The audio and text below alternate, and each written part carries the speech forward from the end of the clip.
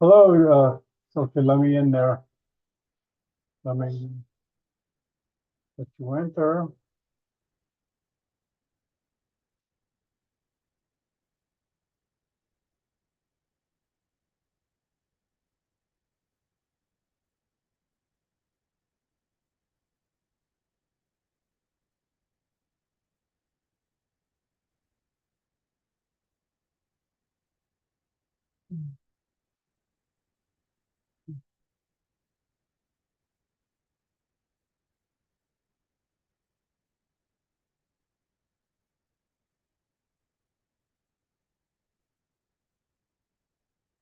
Hello, Sue Yendong.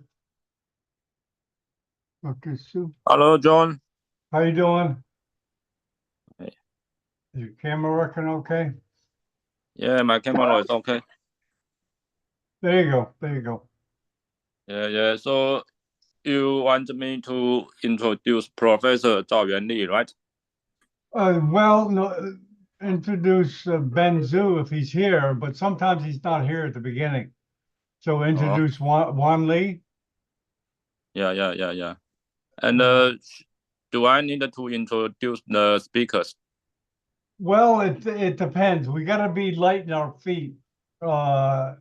If you, I don't know, maybe Wan Li doesn't feel comfortable introducing Michael Segru. Do you know Michael Segru? Do you know Michael at all?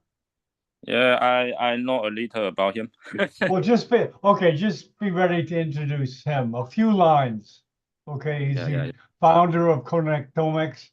He's in China. He has a place in a clinic in China and Australia. I know he do great work in Connectomics. Yeah. Connectomics. He did a series on Connectomics with us, which is in the information that people are sent. They have access to his series on Connectomics. Yeah. Wan Tao Yi. Wan Tao Li, you have your hand raised? You have a question?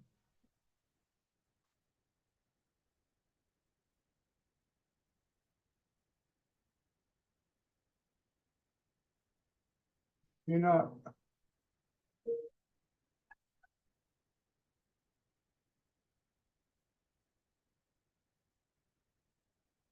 Yeah, we start in about 10 minutes.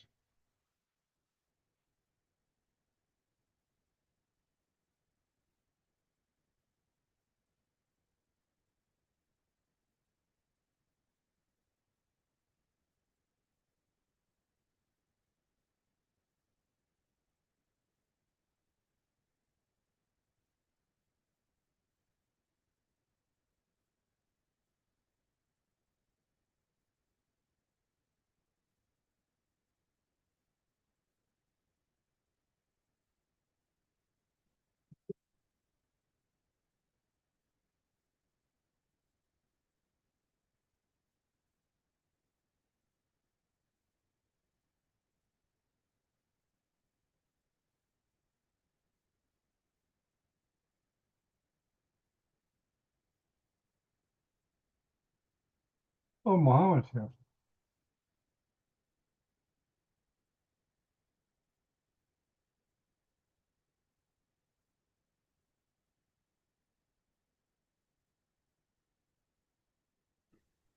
Hello. Hi, John. How are you doing?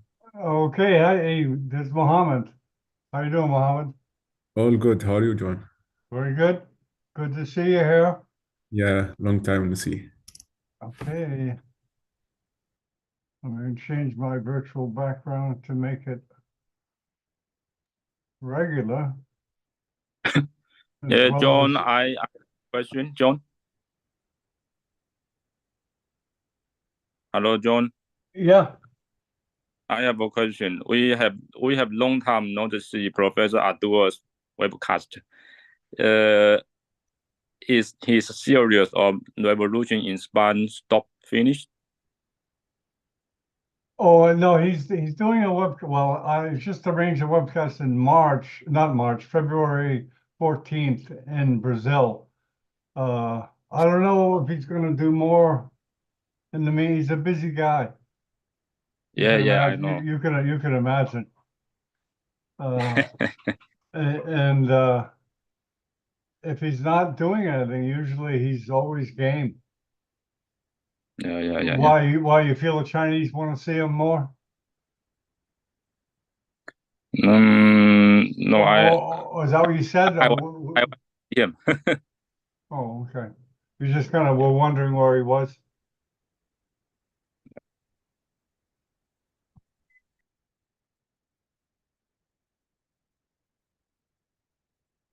So you're doing a neuro anatomy fellowship now? You mean me? You're doing a fellowship now in research of No, neuroanatomy? now I am a PhD candidate and I'm Oh, going to PhD. graduate this year. Oh, okay. So now I'm busy. I'm preparing for my thesis. Oh, thesis. I love Yeah. that's writing, right? Yeah. Okay, here's Juan Lee. He'll know if because Ben is sometimes on the road, sometimes this is Michael, sometimes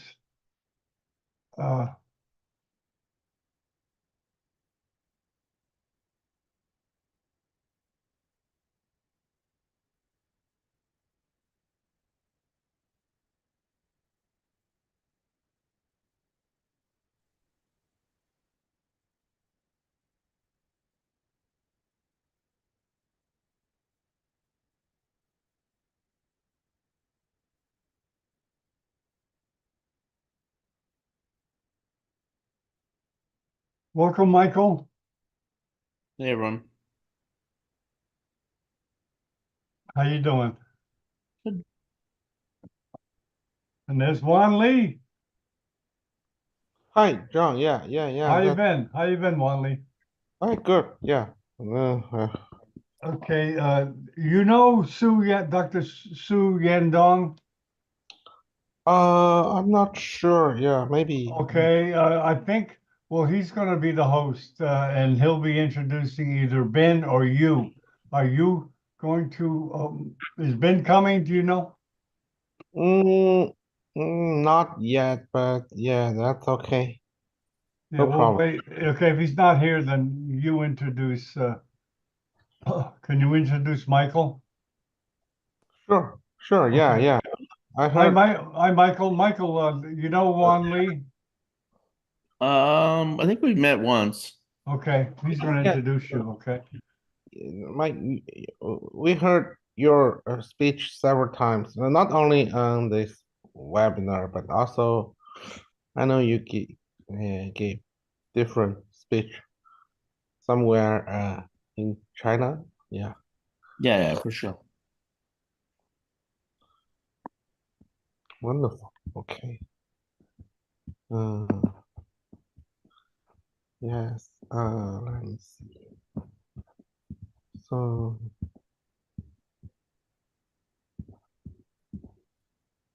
okay.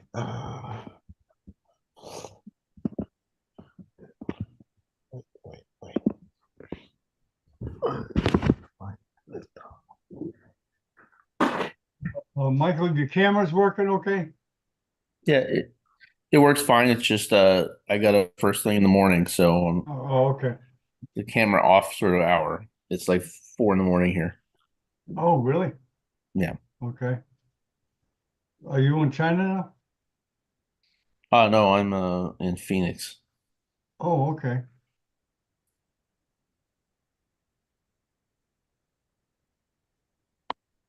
Yeah, time zones drive me crazy.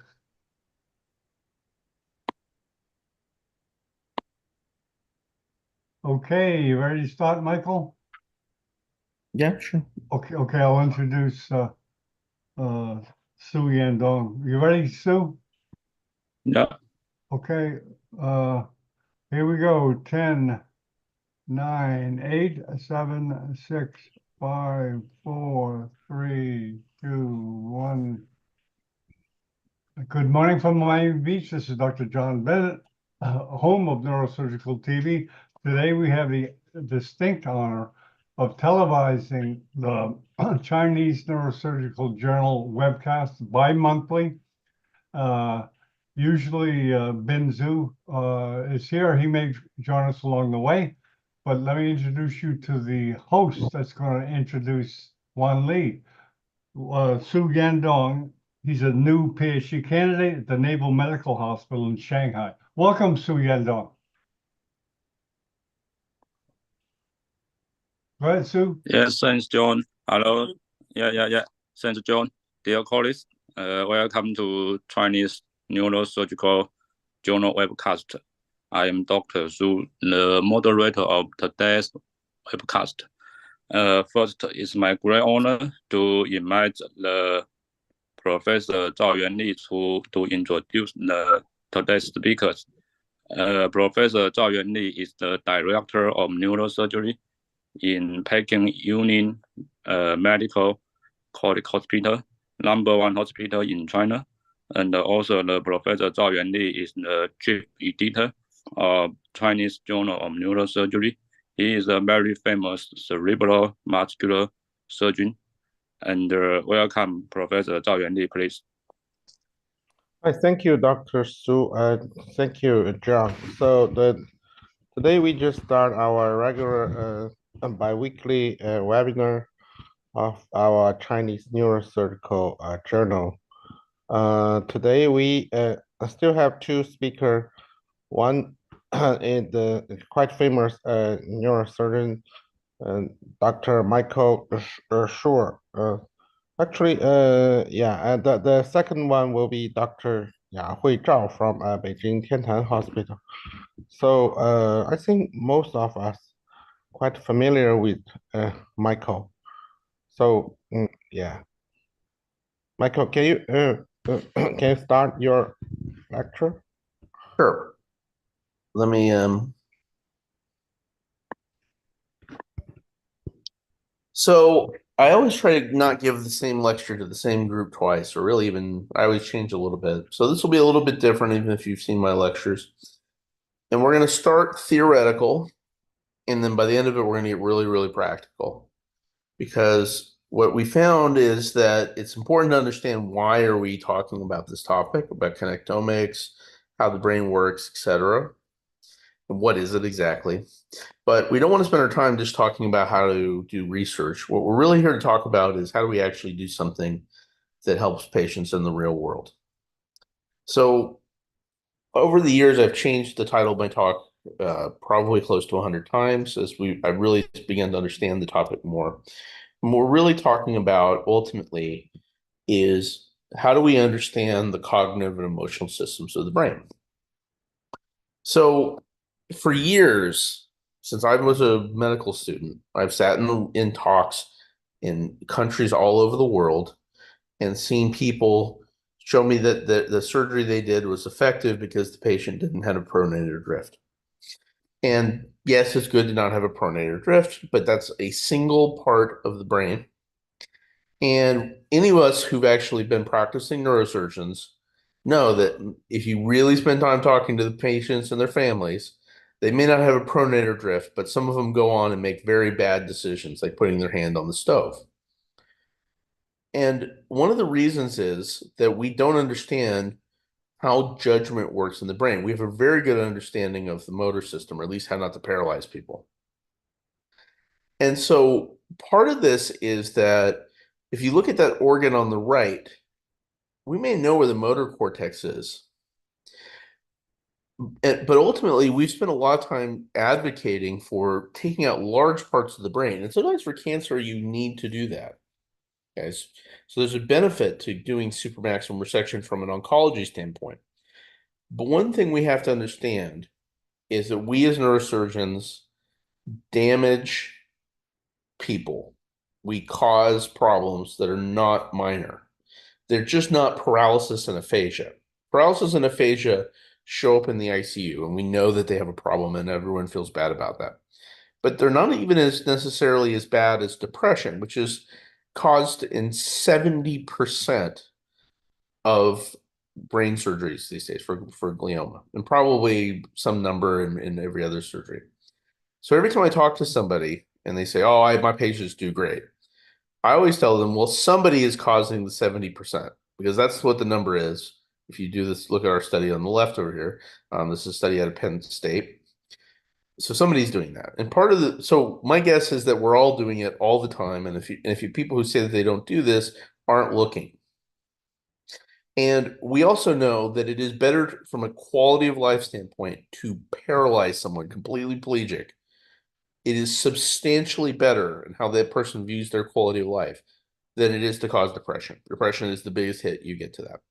Now, it's great for me to say that, but how do we avoid causing mental health issues? Because we cause them. In fact, actually, we cause them more often than we don't cause them. I mean, that's the statistics. So it's great to say that, but where do we focus our effort? So in order to understand this, we have to recognize that we have a profound lack of knowledge about the anatomy of this system. Okay, we know a lot about obscure nuclei in the brainstem that none of us will ever operate in. We don't know this, and this is a pretty fundamental point. And it lies in the point that there's a lot of diseases, pretty much every disease we treat, we suffer from not really having the right information. We don't know how to prognosticate stroke or brain injury. We don't know how to figure out how advanced an Alzheimer's patient is. We don't know what is going on with people who have pain, who don't necessarily have a problem with the organ that they're hurting in. Pretty much almost everything about spine surgery other than biomechanics, we have no idea what we're talking about. We don't know how to pick people correctly. And we do a lot of ineffective operations for pain. Hydrocephalus, a lot of times we don't know who the right person to put a shunt is, particularly for normal pressure type hydrocephalus. And then, of course, when we start talking about glioblastoma, we basically are bad at everything. And all of this comes down to knowledge. We don't know what we're really talking about many times. So ultimately, people have spent a little bit of time talking about it, and oftentimes they bring into the discussion something that is a variation of what we already know how to do. So let's just do stimulation mapping. Now, ultimately, I'm going to show evidence in this talk that that is probably not the answer to this. In fact, I don't think it's possible that we can do stimulation mapping and map higher cognitive functions, at least the most interesting ones. And so the question is, what can we do? And I think the simplest one that I can provide pretty good evidence for is that not damaging the core brain networks that do these functions are really important. They're not enough to avoid all of these, but it's important, and it's a good step forward to minimizing how much we damage patients. And again, if you're interested, this paper in the lower right has been published for a while now, and we can provide all the evidence that damaging the core 5 networks in the brain that do these kind of things are important. But there's also other people who published papers since then. What's really limited our ability to understand this issue is the fact that we've been trapped in localizationism for a long time. So what do I mean? We, as humans, using this organ here, like the concept that there's a part of the brain that does, emotions or calculation or whatever. And we've been held onto that for a long time, and in part because the motor cortex is that way, right? It's a pretty localized structure. So we want that to be true, but it's just not. And if it was true that higher cognitive functions were in a single place in the brain, we would have found them by now. It's been 150 years. We've been trying the same thing, and we are not making progress because it is not true. Okay, so we have to recognize that. And we have to go back and look in the 1800s when Broca and Wernicke were first raising these ideas. of what decision did they make that it was very influential, not necessarily completely wrong, but was an oversimplification based on the fact that they were talking in the 1870s, and that really did not stand the test of time. So before Hewlett Jackson and before Broca, there was a real debate, and really up until about the 1920s, that did parts of the brain specialize or were they distributed? And it's clear that there's parts of the, certain calculations are done in certain places in the brain, and there's some consistency there. But what's really come to the point is that it isn't that everything is diffusely organized and all the brain is equally the same. We know that is also not true. But it's that things are distributed. And ultimately, in order to make higher functions, you need lots of different parts of the brain working together. And ultimately, as we begin to understand these things, we can begin to do really useful things to patients to improve function. So if we know how to not injure them, we start to understand where cognition and all these higher functions are located in the brain, we can begin to direct therapies that improve their function. So this is us with TMS. Many, many people have done variations on this since this paper. And there's now RCTs of this. So we know that stimulating the brain, when you know where the problem is highly effective at improving patients' quality of life and neurologic function. We also know it's very safe. So this paper here, the number needed to treat to improve one hemiplegia permanently after glioma surgery was 2, meaning that it's one of the most effective neurological treatments we know of. Okay, I guarantee you almost anything we're doing in the operating room, short of taking out an epidural hematoma, has a number needed to treat higher than 2. So ultimately, we need to have an understanding of how the cortex works, because when we understand things, we can make better decisions in the operating room, better decisions on therapy and therapeutic modalities. We can tell people things that are more honest and accurate. And we need to have a better understanding of how the brain works. Now, we're still working on this, and this is something we'll probably be working on long after all of us are gone. But we made a lot of progress over the last 10 years as a collective species. And so ultimately, the first thing you have to think about is that if we want to understand dysfunction in the brain, we want to understand a symptom, what do we do wrong, that ultimately we can go all the way back to basic neurology. If there's a circuit in the brain that does if A and B need to talk to each other to do a function, if that function stops happening, you can safe to say that there's a problem with how they talk to each other. And if we want to do a therapy that improves this, we need to make the circuit normal again. So that is true whether we talk about brain stimulation, giving medicines, doing DBS, stem cells, whatever we do, it needs to make the circuit work appropriately, or at least better, or to stop talking to the rest of the brain if it's dysfunctional. So ultimately, figuring out mechanistic circuits are really important because they help us make better decisions. They help us understand what's going on during therapies. And ultimately, what we're going to talk about is, instead of getting into localizationism, how do we think the brain really works these days? So I'm going to first start out by defining states, brain states. And this is a complicated concept, but it's worth spending the time to discuss. The next is how brain states are determined and managed by circuits.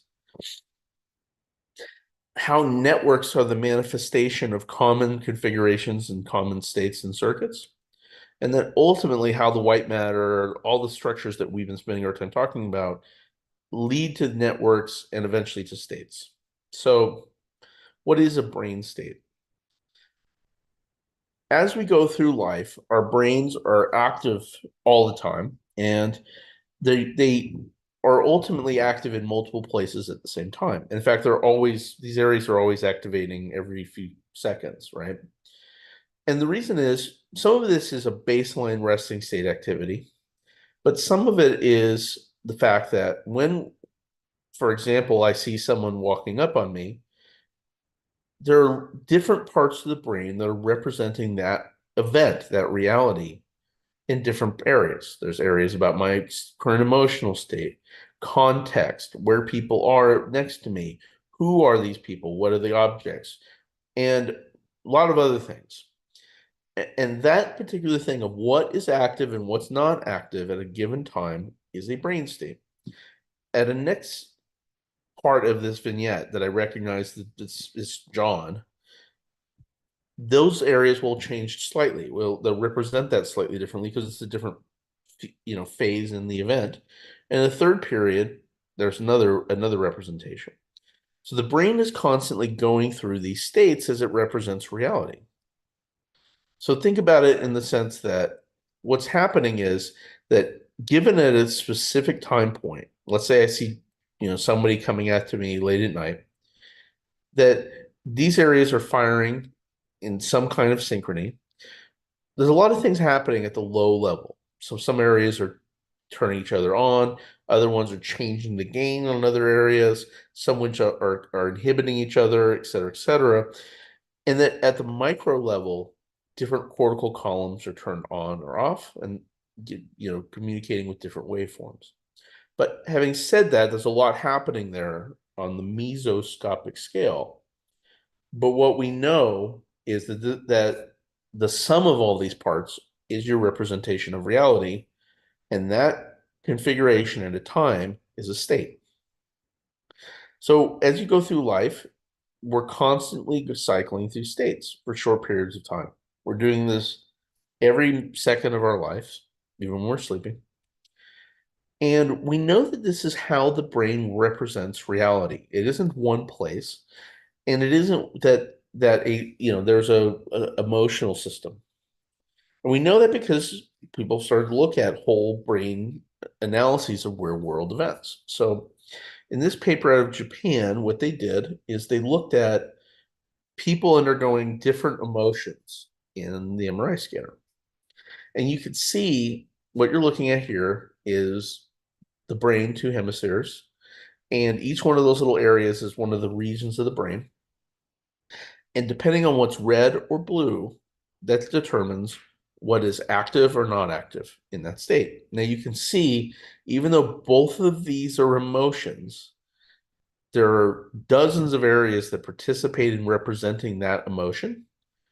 And more importantly, if you look, depending on what is on and what is off, that certain areas participate a little bit more than others, but there's not one emotional center. In fact, they differ in very complex ways. And so these are two different brain states. In fact, almost all emotions differ from each other in very complex ways. So this is emotions. And that seems highly complex, but it makes sense, right? And this is the reason we haven't been able to just nail it down and say, this is the place to not cut, to avoid emotional problems.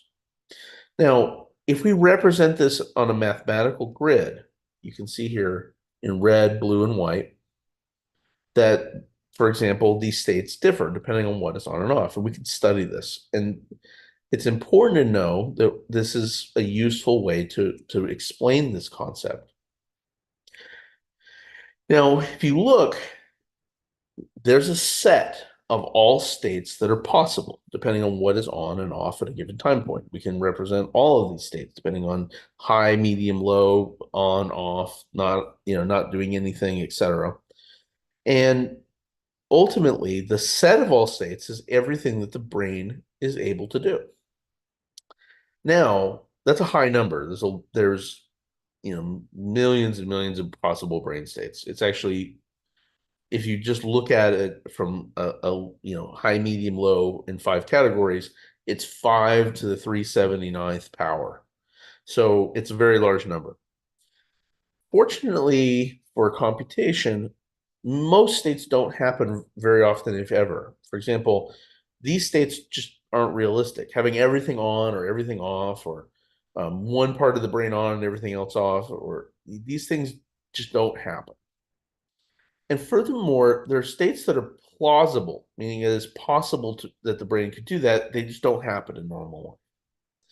And so not all states that are in the entire set happen. In fact, a lot of states don't, and it's a finite number of states that actually happen. And that's useful, and it actually makes sense, because why would we need all these? So right there, we have a set of states that are plausible and that they happen. Now, when we do brain surgery, so let's say I cut out part of the brain, I might take that state and make it impossible. Okay. Now, maybe that state is representing a very uncommon event, or a very unimportant event, or a state that you can represent a different way. You may not notice it. But if that state is really important for regulating your behavior, you will notice it. And let's say I do a second surgery, and these two areas have this particular region in common that they need to make that state possible, I remove two states, and so on, right? So if for example, these three states have that area in common, I make all three states. And this gives us an idea why some surgeries may take more states that we see and make them impossible, and why they're more important. So if we think about brain surgery, what we do is we make more states impossible. As the surgery gets bigger, there are more states that stop happening. Now, why do we care? Why do we care if we're making states impossible? Well, let's say, for example, these two states differ like this. And this state is a state that keeps you from becoming angry, helps you turn down your anger. Well, that little difference between these two areas may be the difference between you not becoming angry in the first place and calming down if you already are angry. So what I'm going to show you is that even though the rest of the brain is identical, that little difference is a context dependence. And so when we do neuropsych testing in our labs or in our research, and we say, oh, the patient passed a neuropsych test, but when you really get out in the real world and the patient still doesn't function the way we want them to function, we have to recognize that we cannot possibly test all possible contexts and states in a neuropsych test. It's impossible. So there are limits to our tests. But more importantly, this is exactly why a patient can look fine in your office, but when you get collateral history in the real world, they're not functioning very well because states are context dependent.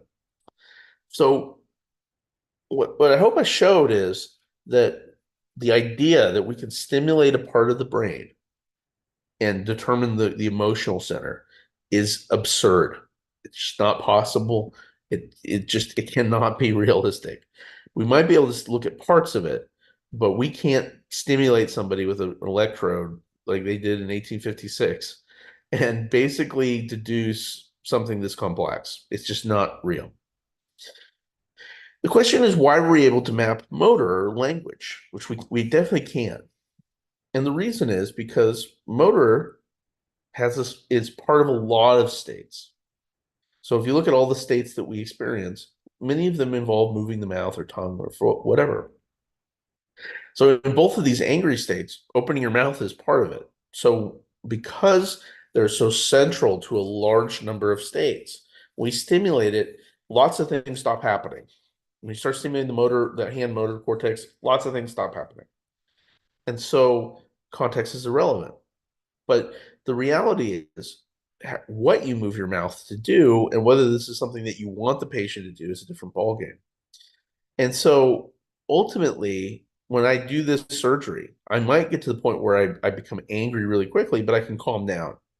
Well, that's useful, but it still means you're a different person than you were before the operation.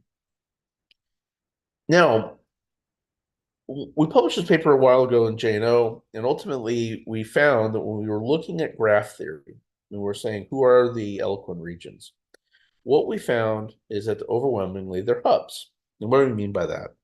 So it turns out that some areas have more things that communicate with them than others.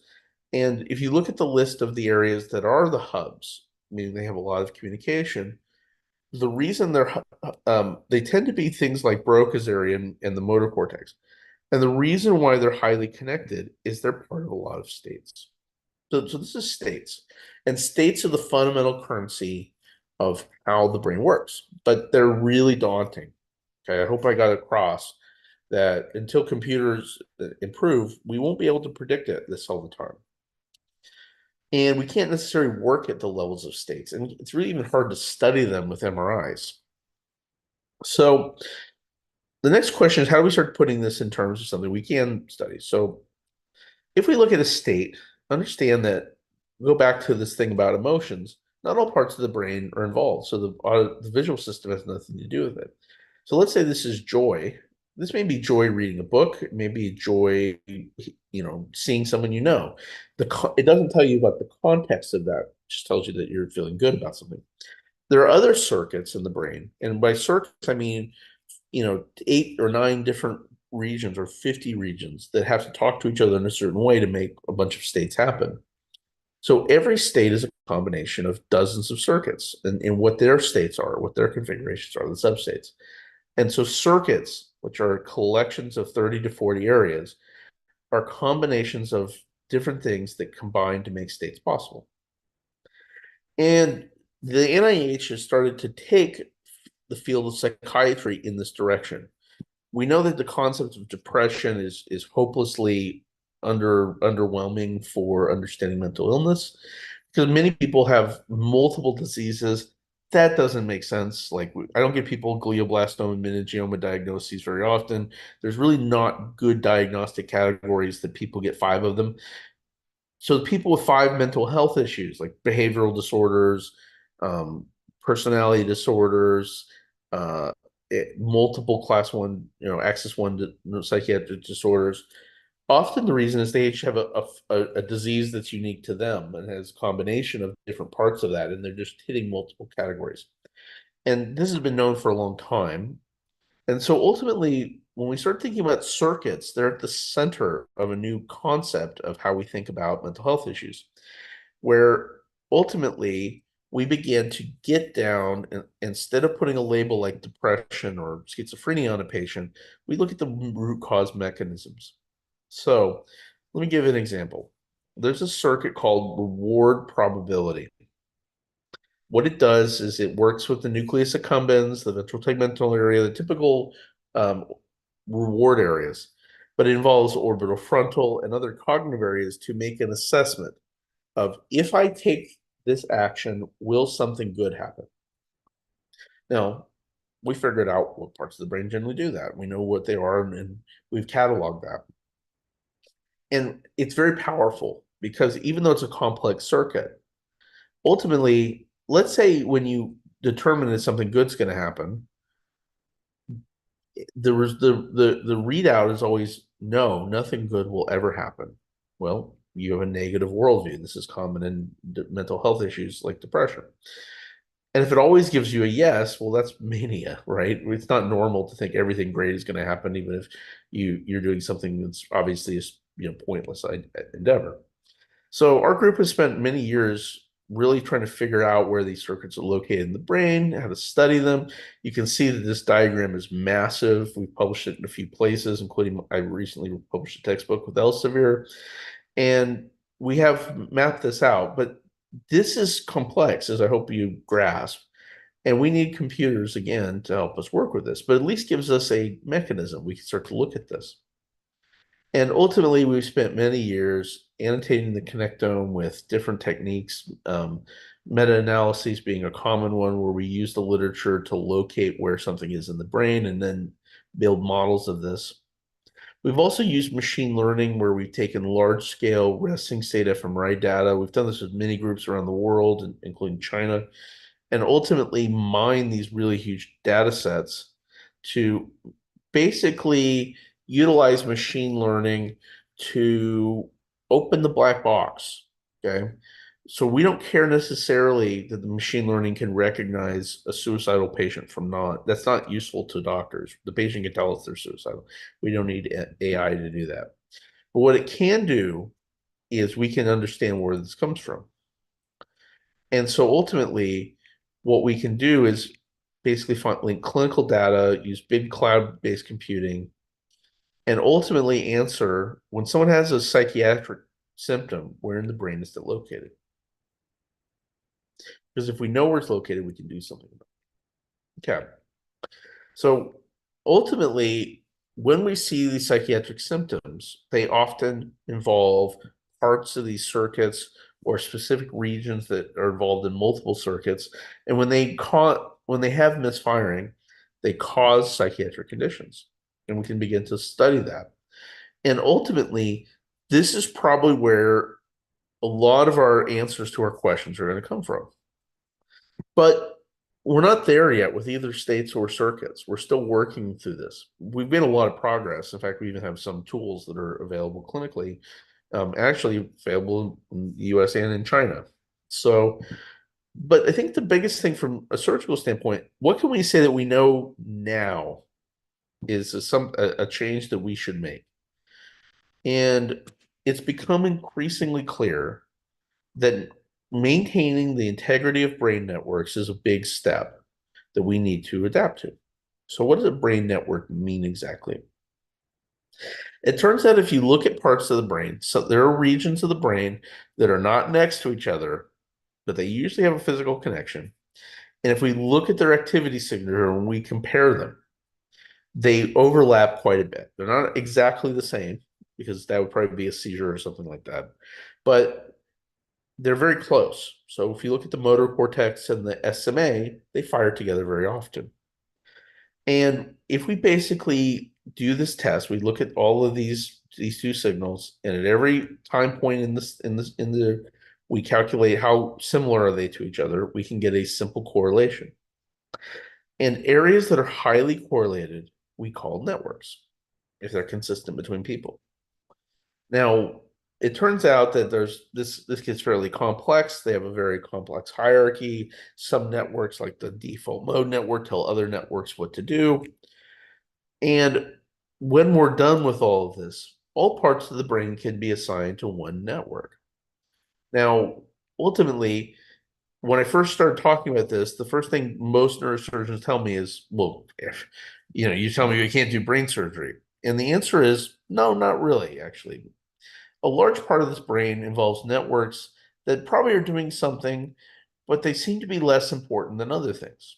So, for example, the default mode network is probably more important than that pink network, the ventral tension network.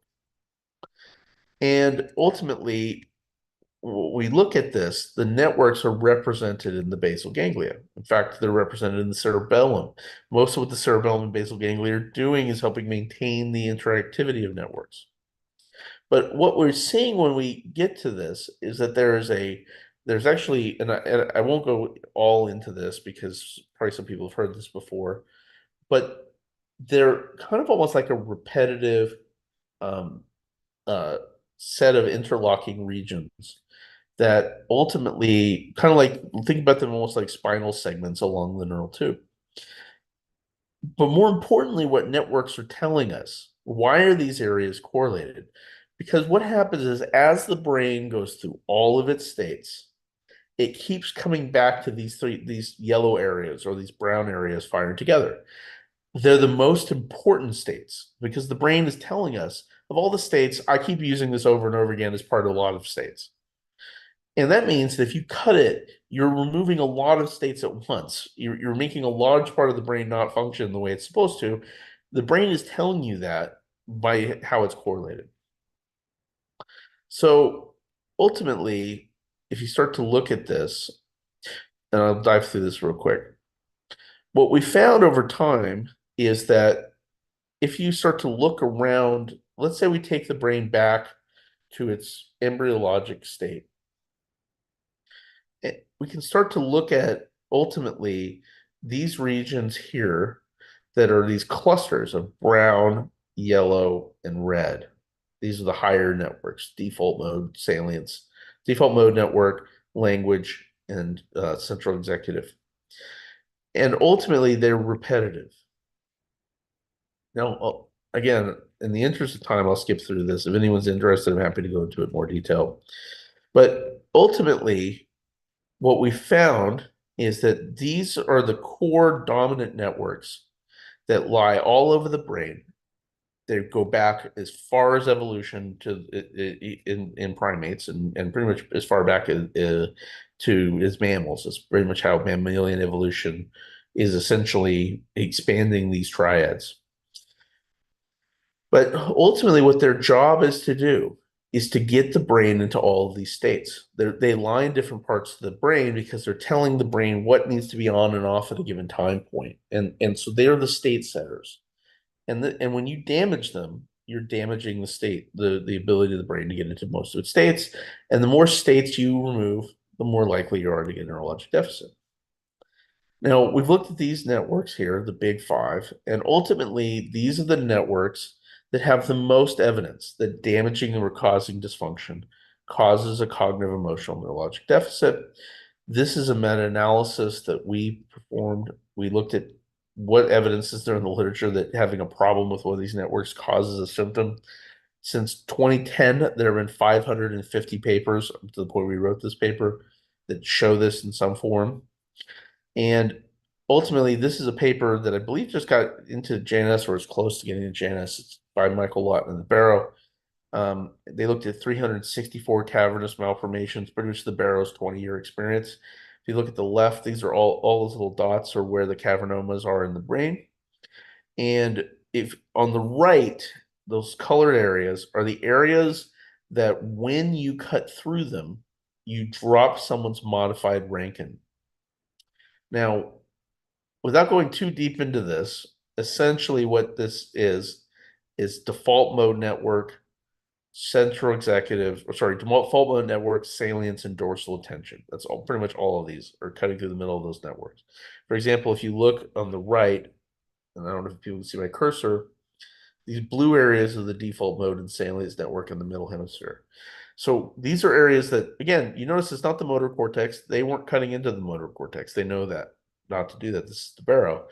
But what they didn't know was that these networks were in the brain. And so they thought they were being safe. And in fact, it's not, right? It doesn't cause a hemiplegia. It just causes someone's functional status to drop. And we're not talking about subtle cognitive issues. This is modified Rankin, which is disability. So ultimately, what we know from all of this white matter stuff, all these connections, what we're learning is that not all of it is critical, but a large portion of it is helping the brain get into all these states and to maintain networks to do this. Now, if you look at how the cortex evolved between non-mammals and mammals, the biggest jump forward is that we expanded layer 5 and layer 6. What those layers, so they have a 4-layer cortex, we have a 6-layer cortex. That's really how it works. And what's happening in the outer layers is generally localized parallel processing. And if you're a bird, you don't need widespread connections because your brain isn't very big and you're not representing complex states. But as our brains became more complex, we needed the ability to send connections all over the brain, talk to the thalamus, modulate things on and off, and send connections widely throughout the brain. We needed to do that to represent states. If you look over here, this is a diagram of the birds on the right and us on the left. In green is the 6-layer cortex. So you can see they have very little or none. But when we get to lower mammals, there's some, but they still have quite a bit of archicortex. And by the time you get to primates and even cats, the majority of the cortex, the overwhelming majority, is 6-layer widespread cortex. And the reason for it is simple. We need to represent complex states. In order to represent a complex state, you had to have connections all over the brain to do that. You need to have these networks to be able to get the brain into all these states. And that's what it was for doing. And the ability to create networks and complex circuits that represent the reality as complex states was a huge evolutionary advantage. That's why we put so much effort into it. And again, in the interest of time, I'll zoom forward because this is a part of a longer talk. So ultimately, it's all great for me to say that. It's great to say, how do we not damage networks, right? It's great to say we should understand circuits, and we could, as you can see, we've done a lot of research on how to do this. But again, a more practical thing, which is what can we do to avoid these problems? Okay, so some of you probably seen QuickTone, and I'm going to talk about, actually, hold on, that's not how you want to type that one in. So many years ago, I began working on this, and it's now become a sophisticated FDA-cleared device that's used in probably close to 100 sites in the US and increasingly in China. And what we really wanted to do first with this is to take big data and make it useful. Now, and connectomics, and how do we really figure out what different parts of the brain are doing from MRI? More importantly, a lot of this research has been done by many other people, not myself, but I wanted to be able to utilize this. So ultimately, there's a couple of challenges we face when we see a case like this, right? So any of us who have been in neurosurgery for more than a couple of weeks know that this is a bad tumor, right? Okay, so the patient family can tell you that. Okay. The question, of course, is, well, what do you do about it? And what we can say is that a lot of us, when we look at this, we know it's bad for a couple reasons. It's pretty far back in the brain. It's near the motor cortex. It's big. It's crossing the midline. But it's a mess, right? And then, of course, you see this little thin rim of brain over here. That is what is that doing? Is that even alive? Most of us would probably just take that out because so you make sure you get to the falx. And then, if you did this case, it might go well. Well, meaning that the patient isn't worse for doing them, but they probably have some pretty significant personality changes. They may have some degree of SMA syndrome or initiation or ebulia, and many of us who've done cases like this would know that it would not be unusual for this patient to get a lot worse. And part of the reason is what we know is that around the tumor, there's there are things that are running next to it. And so actually, let me hit the correct side on this because it'll actually be more interesting if we do this correctly. So what we did with QuickTone, the first thing we came up with, and I came up with this many years ago, thinking about how do we map the brain if there's this in here and everything is not where it's supposed to be. So what we did is we created a machine learning tool that looked at the tractography. We first performed whole brain tractography. Now, all of us have seen this too, and all of us recognize, I think most of us at least, that there's probably something in here really interesting. It's compelling, and at first time we all see it, like, wow, we can see all the connections to the brain from MRI. But the problem with it is, what is all this stuff doing, and what's what? I mean, I think we could probably look at the blue and figure out that's the corticospinal tract. And if you're really savvy, you might be able to recognize parts of the cingulum right about here. And maybe this is, somewhere in here is the arcuate but that's not very helpful, right? It's not giving us the answer to the question. And ultimately, we know that some of these things are pushed on a different trajectory. We know that because in a DTI, the red, green, blue map is telling you direction. And so these fibers are a different color because they're pushed in a different direction. That's why it's bluer here than it is here, because these things are pushed out of the way. So how do we make sense of it? Well, humans can't do that. AI can. So first thing we did was we said, let's map the cortex. So the AI traces all the fibers from where they start to where they end, and it assigns them a name, the cortex a name based on what it's connecting to. So, for example, let me find one that you guys probably recognize. That's Brodmann area 4. That's the motor cortex.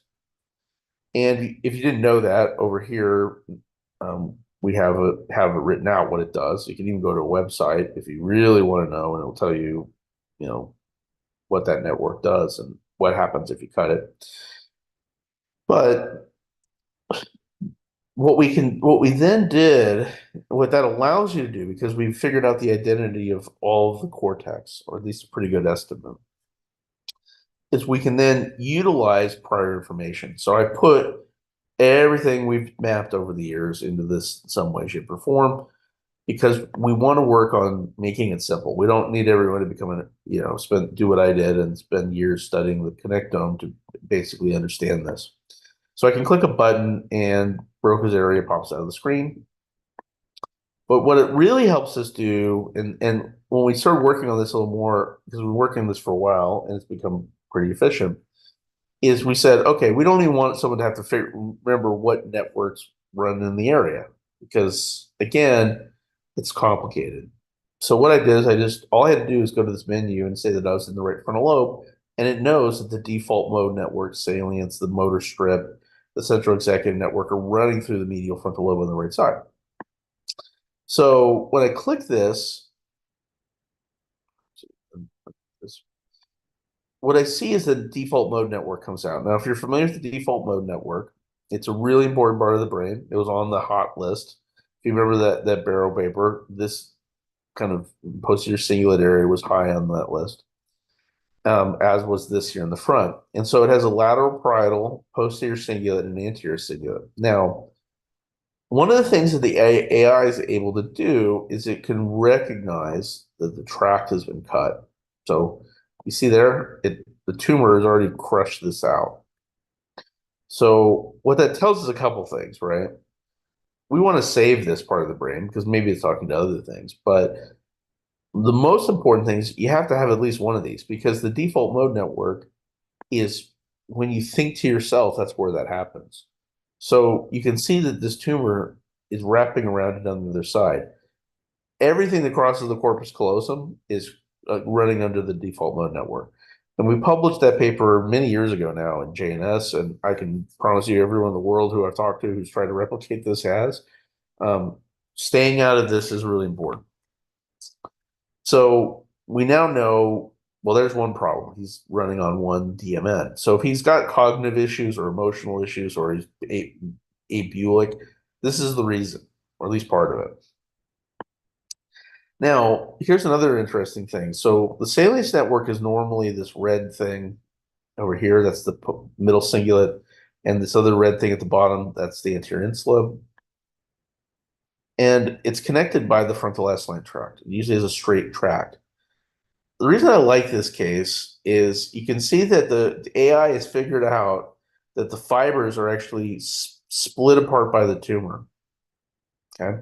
There's no human on earth, I don't care how good you are at tractography, that can figure that out. AI can. But also, if you look at this little rim of brain here, you might think that that's not doing anything because it's so thin and all this stuff. But and it's intuitive that we think that. It's just sometimes wrong. I mean, look, that little rim is where the salience network is. And we've published on the salience network. It's in Cancer, which, again, not a randomized trial, but enough to where we know that if you pretty much can stay out of this area, you generally will avoid the SMA syndrome. Now, there's no way a human can figure that out. And so as you can see, we look at the central executive, it's running over the tumor. If we look at the corticospinal, that's the only thing that this thing isn't wrapped around, right? It's close, but so we think we'd look at this, if we utilize DTI, in the old way that we've been doing for all these years, we would say, oh, motor system is out of the tumor. Okay, I can just go nuts here. But you can't, right? You won't cause a hemiplegia necessarily. You might get SMA syndrome. But what you're not going to do is leave a functioning person at the end of this. And we've all known that for many years. Everyone knows this, right? And so that's the first step into understanding these cases. At QuickTone, we really spent some time putting prior information into this, working and making it really simple to use. And again, the most important thing is when people have taken this into the operating room and actually done surgery on people, it's accurate almost every time. So when people have seen twigs of motor system where it tells you to go from the back and the front, instead of the front, We have yet to have anyone come back to us and say, hey, I went to the front, but it turned out I should have gone through the back and your stupid software was wrong, which in neurosurgery is pretty hard to please people in general. So I think that's a good sign. And when it's been put up against awake mapping, it's almost always correct. Well, recently we built a way to use resting state fMRI. And if you're familiar with resting state fMRI, it's a clinically great tool, but very complex data. So resting state fMRI, patient lays in the MRI scanner and you basically just thinks to themselves. And while they're doing that, the brain is cycling through all of its states and the networks are cycling through each other. And you can basically do an fMRI on all networks of the brain at the same time. And the patient can be comatose, so they don't have to do anything, right? It's great because you can do it on everyone. And in our clinic, we do resting state on every single patient. It's part of evaluating someone. We have had radiologists getting flares and diffusion images that we don't look at for decades. And yet, one of the most powerful tools for studying how the brain works is considered a research tool. And the reason it hasn't taken off, despite the fact that people have been studying resting state fMRI since the 1990s. 1997 was when this first paper came out. So, and I was in high school at the time. So that's how long we've been studying resting state fMRI, is that the data is very complex. And no one had really thought about how do you use this, right? It's a great research tool, but what do you do with it? There are a lot of things that we had to do to make this usable. And I'll show you some simple ones. But this is the newest version of the resting state platform in QuickTome. It cleared the FDA.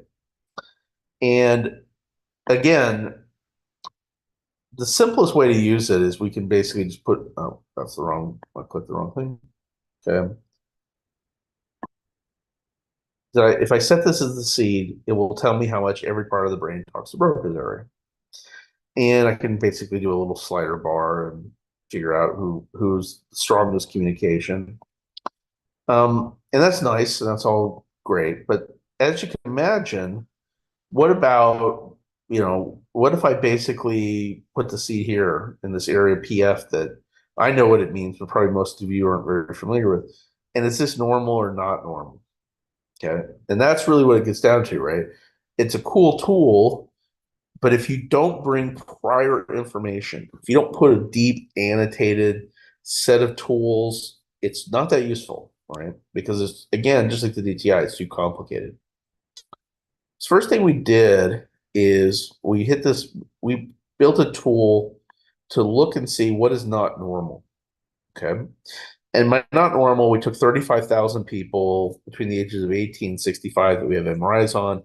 This is multiracial. There's Chinese people, there's Indian people, there's Europeans, everything, okay, Americans. And we basically collected data on what the normal set of correlations, because what it's studying here, if you look at the raw data, is a set of correlations, okay? And what it's doing is it's flagging outliers. So what it's telling you is that this area talks to 4 other areas on the screen incorrectly, 375 areas correctly. Now, correct is a relative term. It's basically an outlier. It's a statistical outlier saying that this connectivity is not normal. It's outside the norm. Doesn't mean it's a disease. If I study anybody, by statistical chance, I will have a few outliers. So the best way to avoid false positives is to have hypothesis. And that's what we really built in here. So we built a variety of tools for a variety of circumstances to help people ask the question of, well, where do I look to find the answer to my problem? And this is very powerful. So I'll give a simple one, right? So if you were paying attention, I talked about reward probability. Well, we've put that in. This is that circuit. And if I click this, it's going to load it in a very specific state. This is the reward probability circuit. If you're looking at this, it has the basal ganglia, caudate, nucleus accumbens is in here, etc. And what it's doing, it also has cognitive areas. Notice they're mostly frontal and orbitofrontal, because these are the areas that participate in determining is the thing I'm thinking about doing likely to lead to something positive happening? Okay. And you can see in this person, there's one of these areas that has 3 outliers. Now, in a normal person, we don't know what that means, right? But if someone has a problem with that specific circuit, and you can do surveys to collect that, you can study it. You can say, well, that's probably true. And more importantly, we can actually export that. We can stick a DBS electrode into this. We can put it on image guidance. You can do focus ultrasound. You can do TMS. We're not here to figure out all the things you can do with the software. But what we can say is that's how quickly I went from an MRI to really quickly localizing. If someone has a problem with this psychiatric condition, this part of a psychiatric condition, where in the brain is the problem? Now, we have a bunch of other tools in here. Okay, so some of these are TMS for treatments for depression. This one right here is a tool that we created based on literature. There's a meta-analysis in epilepsy on this. We modified what they did. And what this is looking at is if I have a person that I'm considering removing the temporal lobe on, which side of the hippocampus is the memory side? So you can see that you have the medial temporal lobe. In yellow, this is the hippocampus. And all of these numbers here are raw correlations. So what these studies have shown is that whichever side has the stronger correlation with the posterior cingulate and the parahippocampal gyrus is the memory handling side most of the time. Okay. So if you look, this is the right side, and you can see there's blue there. Blue means not strong correlation. So you can see right there, blue is less strong and red is strong. Now, if I switch this seed over to the other side, it's much redder. So this says this is a left dominant hippocampus. Okay. Now, this tool is only relevant if you are doing epilepsy, right? But it's a useful concept because it can avoid a WADA test, right? Potentially. And now, if you really, really need to know, then you might consider doing a WADA test. These are things where these are tools that are in evolution, that are new. Again, if you look, there are other tools that we've created, some about Moya Moya. These are stroke projects that we've done, actually groups in China, about if someone has a left MCA stroke or MCA stroke, what's the odds that that the lower extremity will come back on its own? Turns out there's a lot of things, most of which are not the motor cortex, that predict that. And if, again, the more abnormal this looks, the less likely it is to come back. So this is actually pretty good prognosis. Now, this is not a stroke patient. This is a patient with depression. So the scan here. So this would not be a relevant model. You'd have to put it on a patient who had a stroke. But what I'm really trying to get across is that we don't necessarily have to memorize this massive amount of information. As we learn this massive amount of information, we can use computers to actually link this to an answer to a question. And more importantly, that what we can do is make better decisions. Because to be truthful, the fact that we're still using T1 MRIs in 2024 to make decisions, and that's the only thing we have, that is 1975 technology, which is absolutely embarrassing.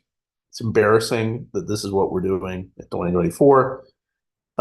Name any other field of scientific or technology in existence that is using basically unchanged or minimally changed technology since 1975. We as a specialty need to do a lot better than this. And I hope I really got across that when we've really leveraged the massive amount of science that's been done, I mean, this is hundreds of thousands of papers by thousands of groups of people that we've really went and culled and brought into one place, that we can really start to have a much better understanding of how to take care of patients. So thanks, guys. Any questions? Yeah, thank you, Michael. I think you can always bring us some new information about this brain and network connectome. Yeah, I think so. Do you think for every brain surgery, I think maybe according to your introduction, we should do more and pre-surgery and test for this brain and network connectome study. So yeah, I think you have this QuickTome software, right? Yes, correct. So for every single craniotomy, so can we just do some I mean input the patient data into this this software? Yeah, so what it does, it runs on the cloud and it does all the processing end to end. So essentially what I realized when I was at the University of Oklahoma for many years is I was the fMRI expert. And if we basically have to have a PhD come in and do all this processing and it takes 3 days, then we're never going to use this technology. So we're just not, because we're too busy, we got too many things going on. And if you get down to it, when sites that are selling, videos or just trivial crap are using technology that's 50 times better than what we do brain surgery with, then we're not leveraging what the best technology that's out there. So what we decided to have is the best technology we have, which is let's make it to where no one has to do any processing. The AI does all the work. And your job is to actually be a doctor and interpret things. So we essentially you send out to the cloud, and about an hour later, this comes back like this. Someone has to interpret it and put it on the image guidance. But we've even worked through, depending on what someone's IT system is, in a lot of places in the US, they click a couple buttons and it goes right back to their image guidance. So it takes 3 minutes sometimes, depending on how complicated the case is. But we wanted to make it to where there was no barrier that said, that Harvard patients got treated better than patients at a community hospital. It's not ethical to have that kind of discrepancy. Furthermore, we really didn't want there to be a valid reason why we didn't have an idea where the default mode network is when we were operating DMN, or that if somebody was out of town, that we wouldn't do the right thing for the patient. So we use technology to eliminate all of that. And increasingly, the idea that we need to, if you don't have a PhD experts on your campus, the PhD should be doing research. That's what their job is, not manually processing every scan we do. So we basically just automated this using the best available imaging techniques that were scalable, and we do it all in the cloud. And I think that's really where things are going to go, because we just can't have it to where all these things are these boutique research centers where everyone does it differently. And because even if you find the best possible solution at your center, it's only at your center. It means anyone treated anywhere else can't probably replicate that. And we wanted to basically level that playing field, because it's just, if it was your dad, you wouldn't want him treated like, this because he happened to walk into the wrong building. Lee, I think Mohammed Helmi has a question. Go ahead, Mohammed. Sure. Yes, thank you, John. Thank you, Professor Marcus Shogre, for this informative lecture. So I have a question regarding that. In such patients where they have chronic ischemic states, for example, myocardial disease patient, will the imaging will give us, or will the hypoperfusion, chronic hypoperfusion, will result or alter the outcome of this imaging? So we've studied that with the data we have, which actually comes out of Tianton or Huashan, I mean. But the answer is that we've known for a long time that having a map of blood flow and doing a bypass to that is only a rough idea whether that bypass is going to be helpful. Mm-hmm. And of course, the thing about bypasses is, yeah, they're helpful a lot of times, but sometimes the brain is dead. Sometimes you put the bypass to the upper vessel when you need, or the lower vessel when it should be in the upper vessel, and you don't know, because how do you know where the hypoperfusion really is? And more importantly, and again, we know this from stroke, is, if you return blood flow to a part of the brain that's already dead, it's not helpful, right? That's the concept of penumbra, right? The brain has to be, hovering along with some blood flow and then all you got to do is make the blood flow more, and it will wake back up. So when we studied this, and we did a big machine learning project on this, and we put in ASL hyperperfusion down to which region, we put DTI, a whole bunch of other stuff, and we put resting state.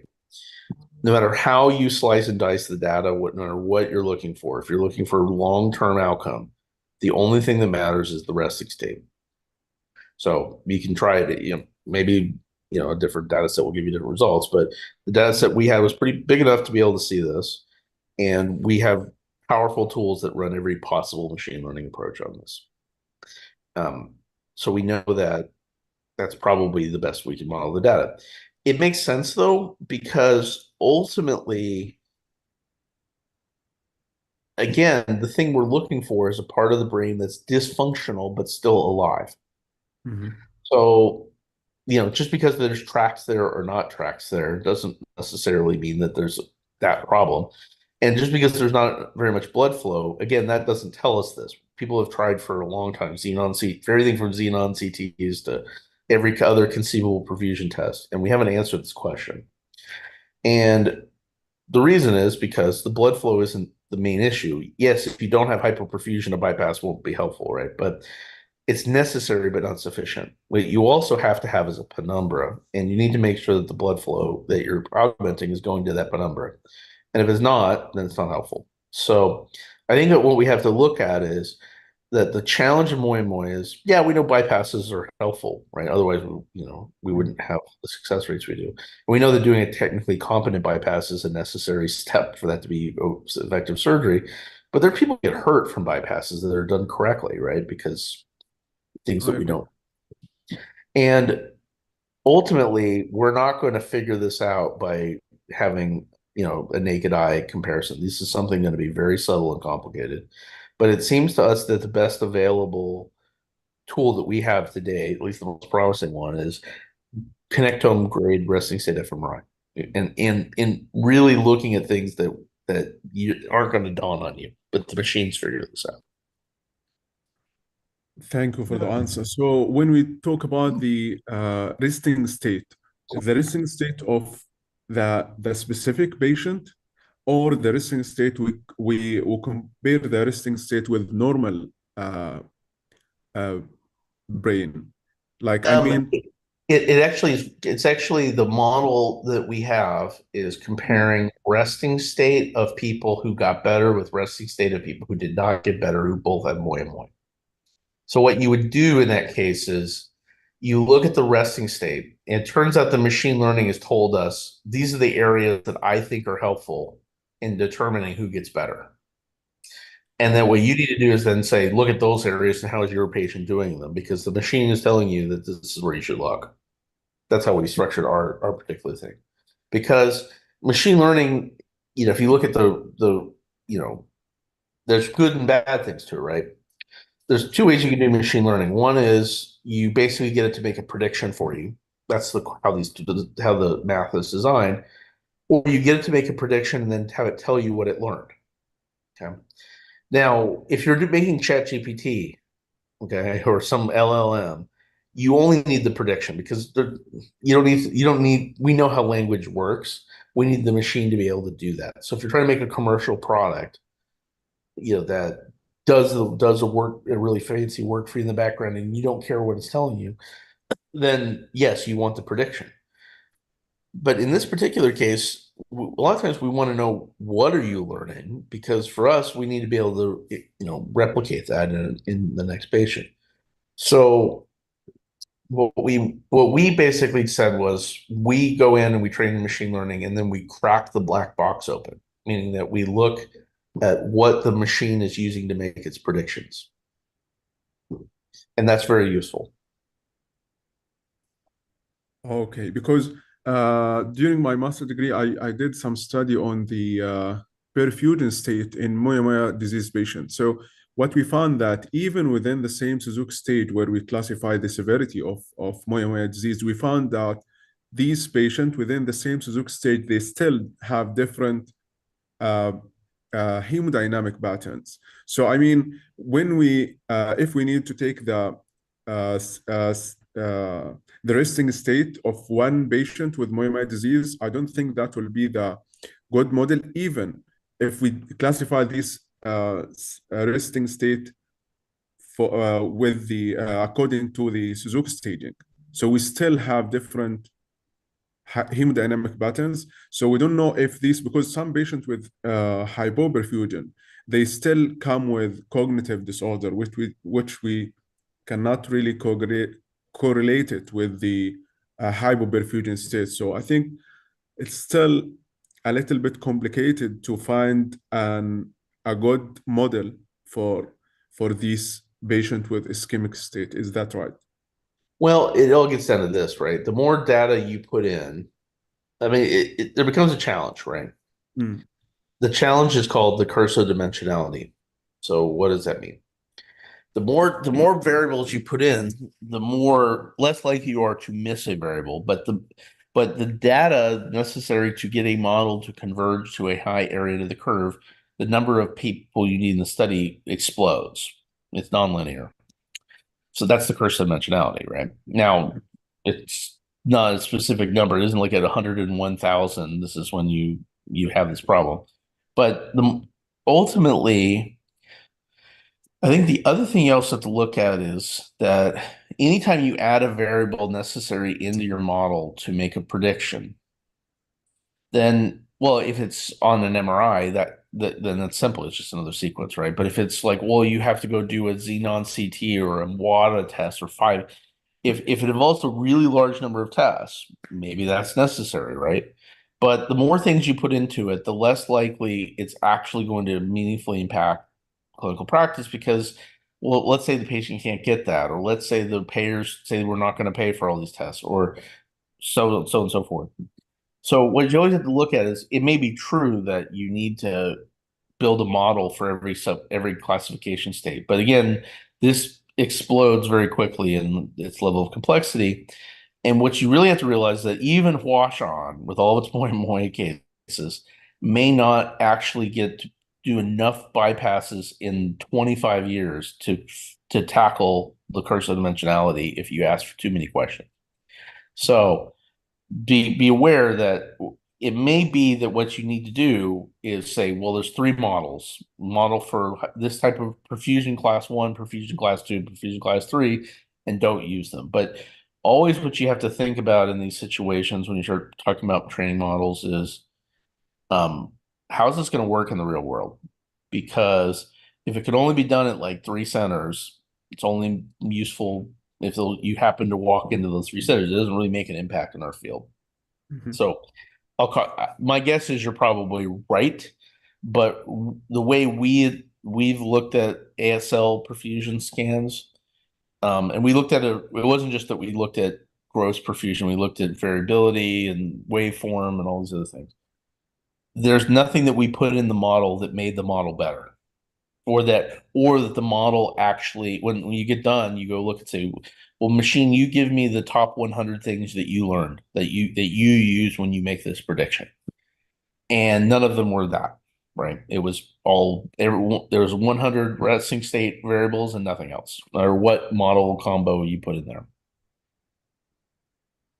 Okay, I get. Thank you so Thank you much. very much, Michael and Mohammed. I think we need to wrap up. One comment I want to make.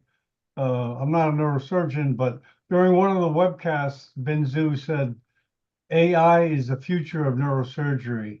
What do you say about that assessment? Well, the answer is obviously that artificial intelligence done intelligently, it's the same thing with robotics. Eventually, robots will replace. They should replace us. We should be doing surgery with our hands and the brain and the naked eye. That's insane. But we don't have a better option right now. With AI, it's the same thing, which is, if you go and have the Google and Amazon and Silicon Valley try to come up with what they think is useful for us, they're not going to make stuff we want, right? AI is a tool that we can use to handle very, very complex data sets and understand them. And if we, meaning people who or subject matter experts who understand this, are part of the process, the right questions will get asked, and they'll get asked the right way, and we'll get things that we need. Otherwise, we're going to get whatever happens to dawn on the people who are doing the modeling. which may or may not be something useful. So yes, of course, AI is going to be critical to what we do because we've hit the limit of what we can figure out with standard statistics and our own intuition. But in the long term, if we AI can really look at a million variables and make sense of them. But if the million variables you put in are nonsense, then it won't solve that. So it's incumbent upon us to actually educate ourselves on what these tools can and can't do, and make sure that we're using them to really understand the really complex questions that are still left, because everything that is easy has been solved. Okay, thank you very much for your insights, Michael, and thanks everyone for attending, and we'll see you in 2 weeks with Ramesh Nair. He's a neurosurgeon from the UK. Okay, everybody, have a great day. Oh, wait a minute. I'm sorry. Big mistake. Big mistake. I'm sorry. I'm not going to get producer of the year. Sure, yeah. Wait, I think Okay. I'm going to skip this. Oh, I'm sorry. I'm very sorry. That was incompetent. Yeah, Okay, go ahead. Let me introduce the second speaker, Dr. Yahui Zhao. She's you see, she's a female neurosurgeon, work in Beijing Tiantan Hospital, and she had quite a lot of experience for several cerebrovascular surgery and also brain tumor surgery, everything. So today, she will introduce developing a nomogram for predicting surgical outcome of EDAS in Moyamoya disease. So yeah, please, Dr. Zhao.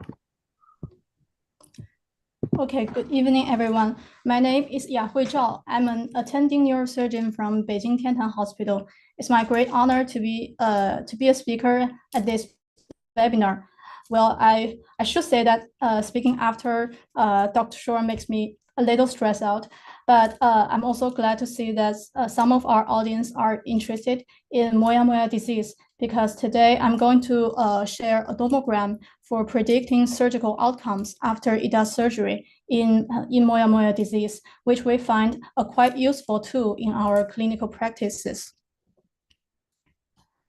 As you surely know, Moyamoya disease, also known as MMD, is highly prevalent in East Asia.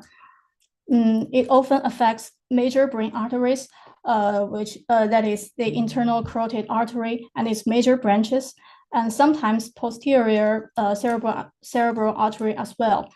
The gradual stenosis and occlusion of these arteries results in greatly compromised cerebral blood flow, and eventually leads to recurrent ischemic or hemorrhagic events. Currently, surgical revascularization is the main treatment for Moyamoya disease. It is certainly favored over medical treatment in preventing future strokes and improving long-term outcomes. There are several techniques that we often use, including combined bypass surgery, direct bypass surgery, and indirect bypass surgery.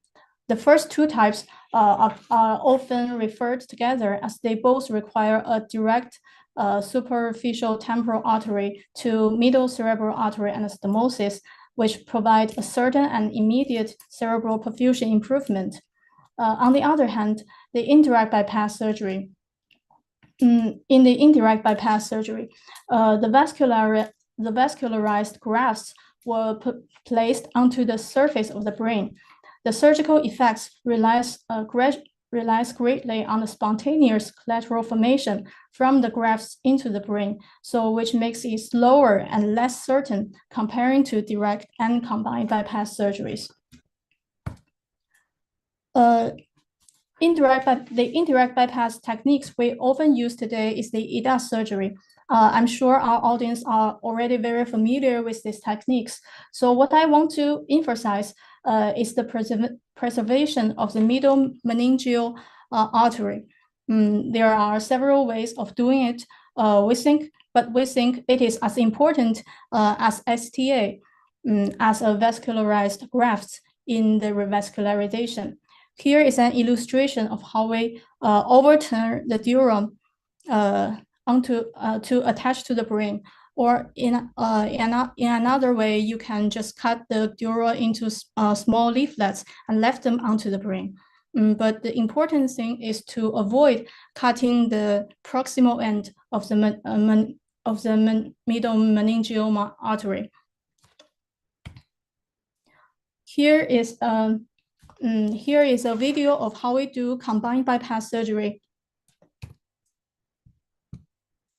in our center. Well, I think this video cannot be seen today. So this is not the very important to our nomogram today. So I will just skip this. Okay, we can see it now.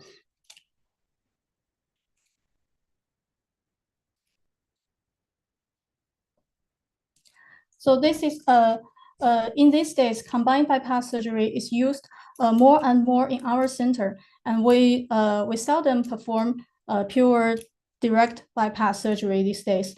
We often use the anterior branch of STA to do the extracranial, intracranial anastomosis. We use the posterior branch to do the indirect bypass. In this way, the chances for patients to get a better perfusion is much increased. But in this case, in this video, the patient only have one usable branch, which is a posterior branch. And here it shows how we dissect it from the skin.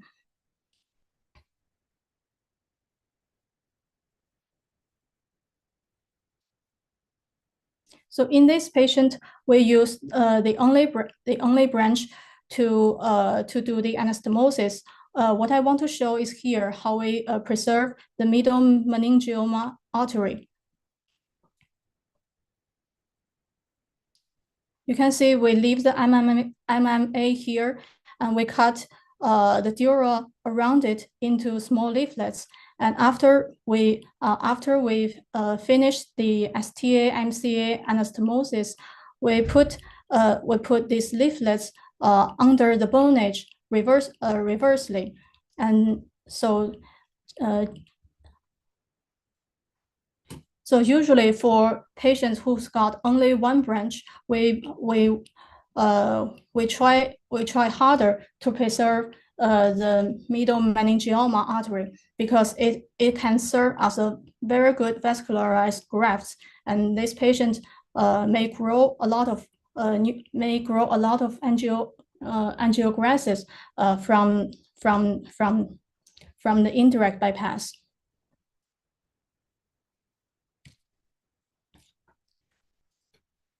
The debate between which type of surgery is the optimal treatment for moyamoya disease has been going on for years, yet no consensus has been reached so far. The comparison focuses on 2 points: post-operative complications and long-term outcomes. We also evaluate the long-term outcome with our own data, and our results show that patients, this study include 620 hemispheres that we have given surgeries for. They will follow up for about 2 to 5 years. Although the patients who were given direct bypass surgery or combined bypass surgery did show a longer stroke survival time in the Kaplan-Meier analysis, but at the last follow-up, their neurosurgical status, which was evaluated by the modified ranking scale, was not statistically different. We also evaluate the incidence of post-operative complications after different type of surgeries. You can see there is no statistical difference after different surgical modalities, but it is important to notice that there is a tendency. There is a tendency that people who were given indirect bypass surgery did show lower chances of ischemic events, including infarctions and TIAs. And in our center, we have a tendency to perform indirect bypass surgery for those who were under high risks of post-operative ischemia. Yet there were a smaller incidence. So basically, we have gained the notion that indirect bypass is more safer than direct bypass surgery, as it probably will cause less blood flow disturbances.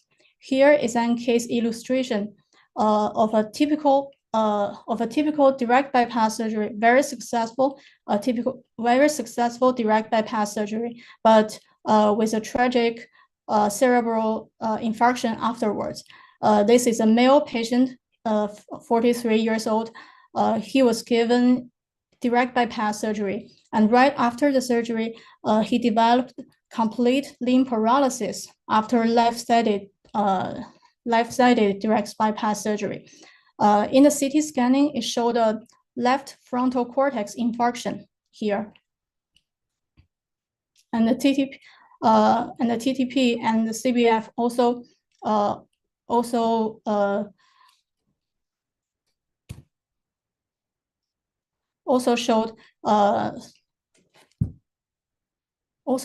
showed a low perfusion. Looking backwards, we found a severe stenosis in the AE segment, and the patient has no perfusion in the MCA territory as well. Though the posterior circulation has pale anastomosis to perfuse for the frontal cortex, but I'm sure it is definitely not sufficient. We think that is why this patient was clinging to post-operative infarction. This is one of the cases of our early practices, and if we reevaluate now, we will probably not choose direct bypass surgery for this patient. Instead, we will choose indirect bypass surgery, which is definitely more safe for this patient. However, this patient resumed normal activities after high pressure oxygen treatment in about 10 days. The muscle strength also recovered. I would say it's a miracle, but it should be noticed that chances for these kinds of patients who had large cerebral infarction after the surgery, the chances for them to fully recover is quite slight.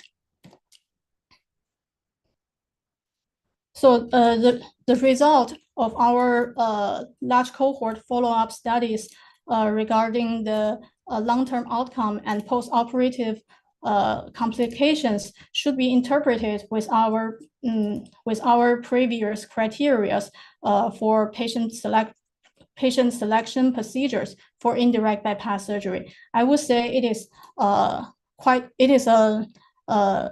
biased, because over the years we use indirect bypass surgery not as the first option for this patient, but more like a salvage plan for these patients. So patients who are given indirect bypass surgery might not be the truly appropriate candidates for it.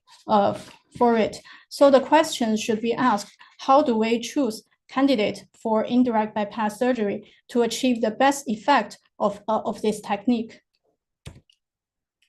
We think a better criteria of candidate selection need to be established.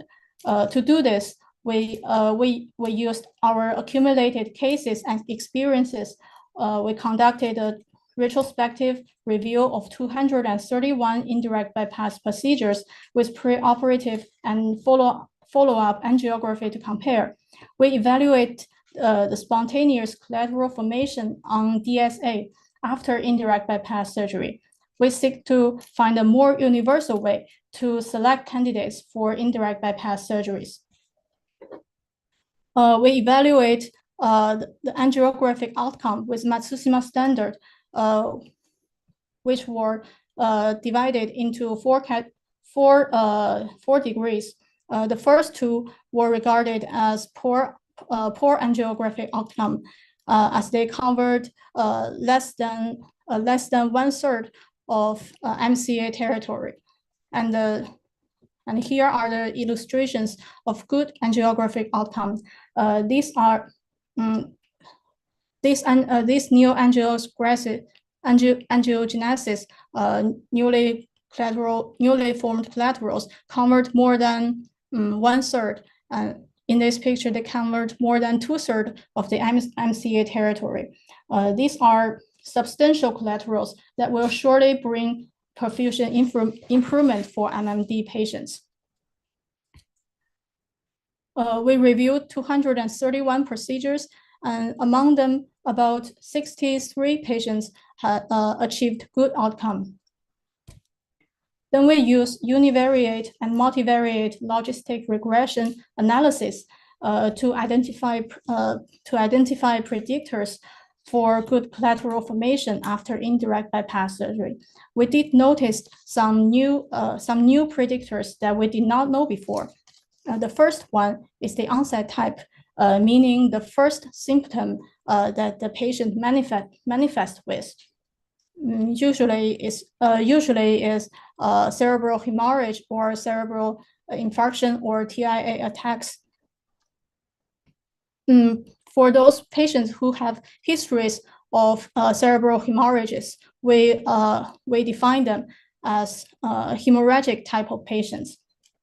We found that hemorrhagic type is an independent predictor for poor outcome after indirect bypass surgery. In fact, hemorrhagic type of patients appear to have a terrible collateral formation after indirect bypass surgery. And it is quite surprised we found that age, though it is often regarded as the most important predictor of a successful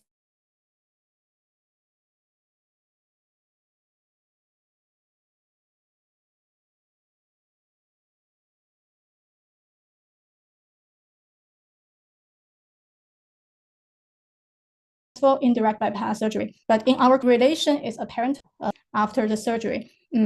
But it is surely not the only influential factor. And another predictor we found, another independent predictor we found is the ICA moya-moya vessels. ICA moya-moya vessels is a radiological characteristic. Here is how we evaluate them.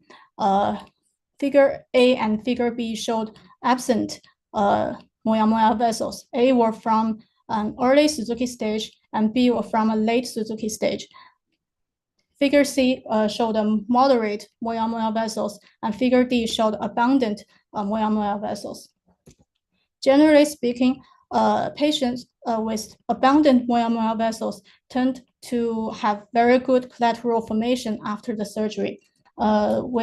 We still don't know the underlying mechanism behind this phenomenon, but we think it could be somehow related to the pro-angiogenesis microenvironment in the moya-moya disease that induces the formation of moya-moya vessels in the first place.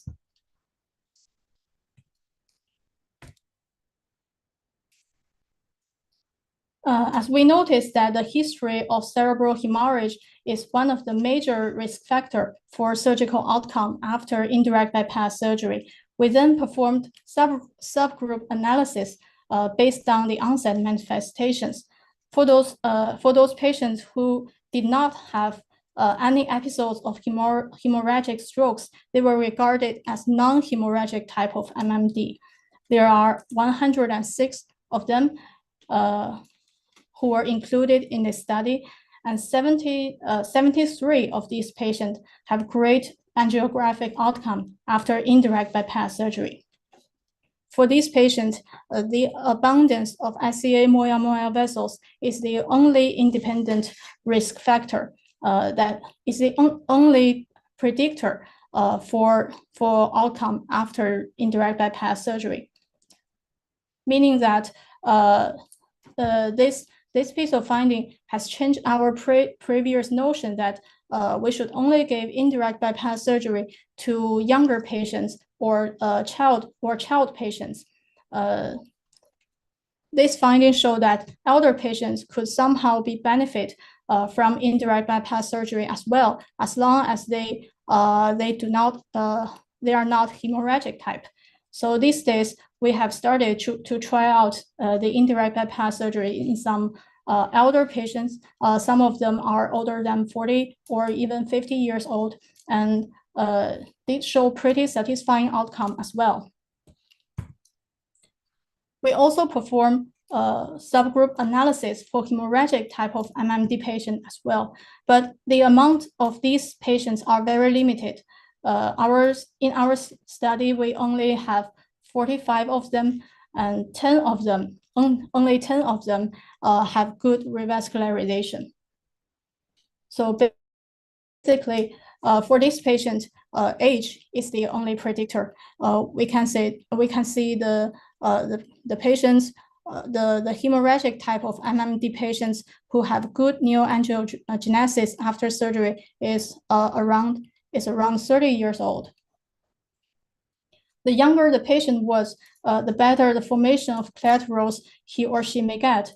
But generally speaking, for hemorrhagic type of patients, we do not think indirect bypass is the efficient way of revascularization. Here is another case illustration of a 15 years old female patient.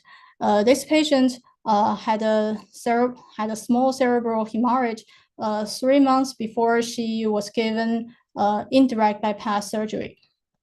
But luckily, because she was young enough, the revascularization effect was quite astonishing.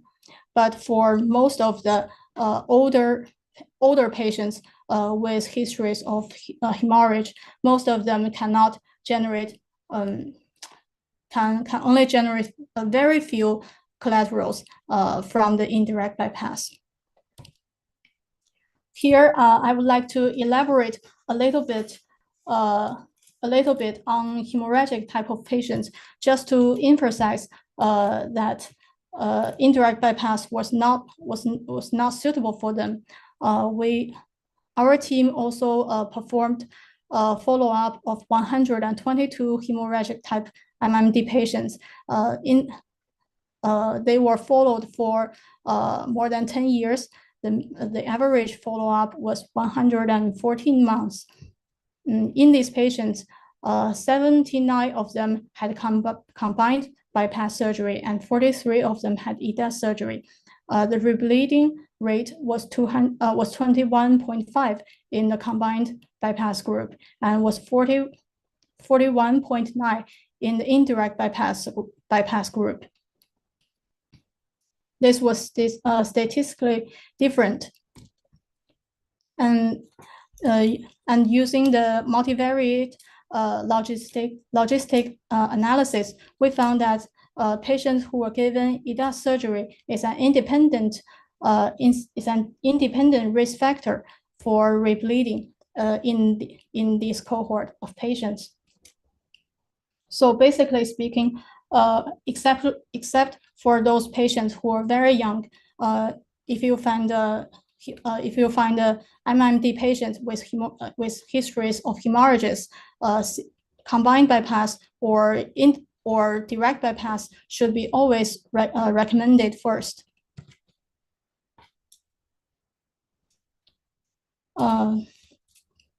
So as year goes by, we accumulate more cases, and to further improve the process of patient selection, this time later on we enlarged our cohort to 263 EDAS surgeries, and this time we only include patients who were given EDAS surgeries to avoid a bias.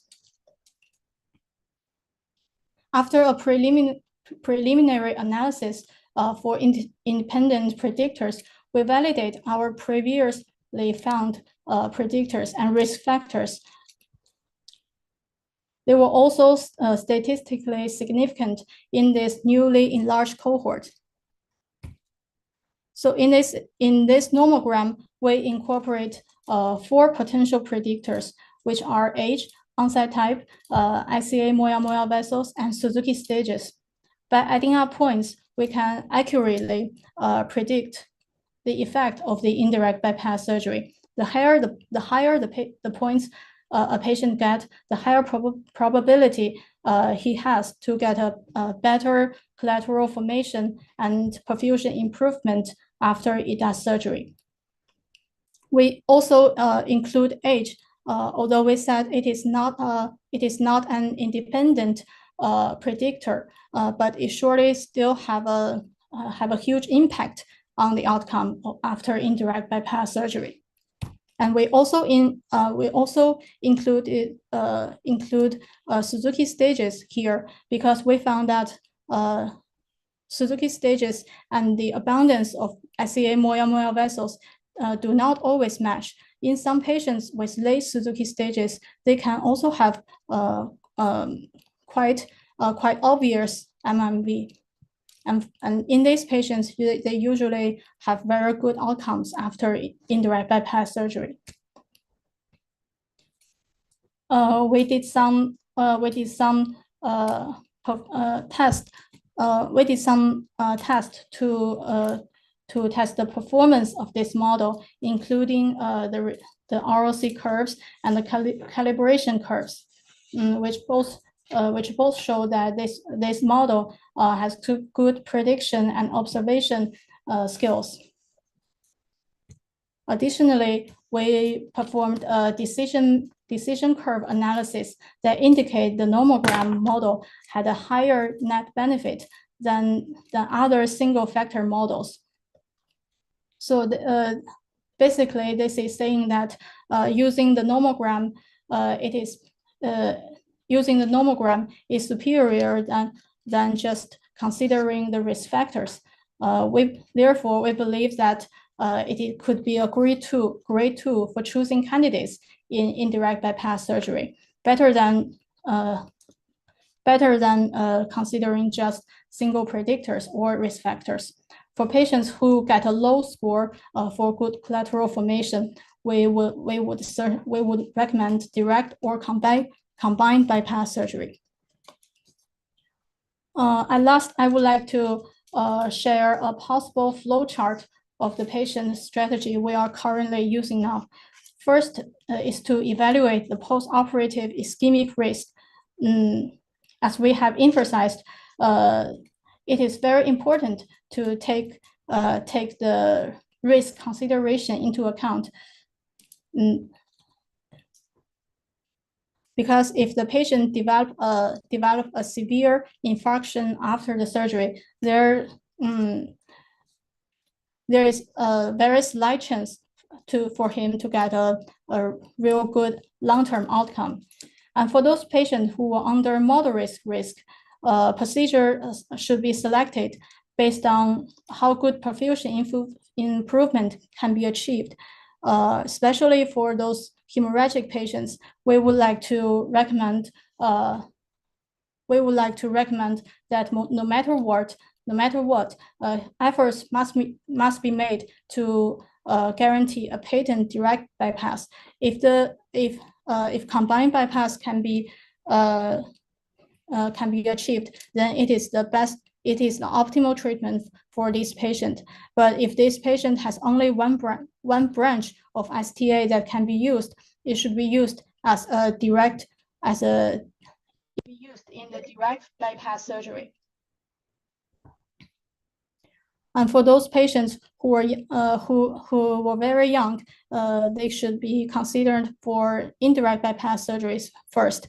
And for those who have abundant moya-moya vessels, I think actually both types of surgeries can be can be used as well. And if you can not decide what kind of surgery to choose, you can refer to our nomogram. Okay, at last, it has to be emphasized that I do not think indirect bypass surgery is the optimal treatment for all MMD patients. Actually, a lot of metastasis or other studies have shown that combined bypass or direct bypass is favored than indirect bypass surgery. But what I mean is that we need to try to do what you intend to do. We need to make a plan before doing the surgery instead of changing to a salvage plan during the surgery. So it is crucial to consider as many factors as possible while deciding the surgical strategies for MMD patients. In this way, we have a best chance to accomplish a successful treatment for MMD patients. That'll be all for my presentation today. Thank you. Thank you, Dr. Zhao, for your nice talk about the moyamoya disease. So are there any questions?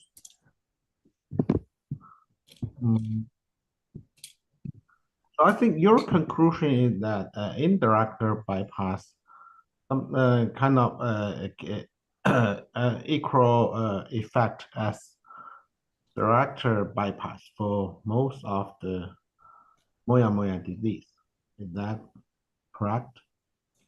No, actually, I don't think indirect bypass is a favored treatment over combined bypass surgery. But I think that before, in the past we often consider combined bypass surgery or direct bypass surgery as the first line treatment for moyamoya disease patients. But indirect bypass often served as a salvage plan that like during the surgery when a direct bypass cannot be achieved, so we do an indirect bypass instead. But I think after carefully selection, that some patients should be given sort of indirect bypass surgery at the first place. Sometimes it's to avoid the post-operative complications, and sometimes it's that we can just predict that this patient will get satisfying perfusion improvements after indirect bypass surgery. So I believe the careful selection before the surgery is the most important thing. Okay, thank you. John, are there any other questions? Yes, please, Professor Zhao. Sure, please. Thank you, Professor Zhao, for this informative lecture. I would like, I only have one consideration regarding the indirect bypass in patient with early Suzuki stage against patient with advanced Suzuki stage, because as you said that abundant moyamoya vessel is one of the factors, or it may be the only factor for the good outcome of indirect bypass. So in patient with early Suzuki stage where they have low moyamoya vessel, moyamoya collaterals. So do you think the outcome of indirect bypass will be favored in these patients? Well, actually, I don't think that patients with very early stages will get good collateral formations after indirect bypass surgery. But also, in fact, I think when patients were at very early Suzuki stages, the middle cerebral artery is not completely occluded yet. So in these stages, I actually think the patient should wait until the middle cerebral artery is completely occluded. The surgery should be carried out after then, because it is much more safer for the patients to do the surgery afterwards. Actually, the only risk we were considering is that during the stenosis, that patients will have very large infections. But in our observation, most of the patients, most of the MMD patients will get through this phase, and they will not have the MCA gradually occludes, as well as the MMV vessels and other collaterals forms. So most of them will not develop a severe infarction during this phase. And we have treated some early stage patients with indirect bypass surgery because they do not have a real hypoperfusion, a severe hypoperfusion, and they did not have a good outcome after the surgery. So we think for these patients, they should probably wait after their Suzuki stages get higher to achieve a better surgical outcome. Okay, thank you. I agree. But what about patients with early Suzuki stage with moderate neurofunctional deficits? Because, you know, not all patients with early Suzuki stage, they come with mild neurological deficits, right? So what shall we do for patients with early Suzuki stages with functional deficit? For example, limb weakness or a headache, some dizziness. So shall we wait, or what do you think? Well, I think it depends on the frequency of the symptoms appears. Usually during early Suzuki stages, the patients will manifest as transient ischemic attacks, but it's just a matter of the frequency. For these patients, actually, we were clinging to giving indirect bypass surgery because the middle cerebral artery is not completely occluded. So the direct bypass might not offer sufficient blood flow to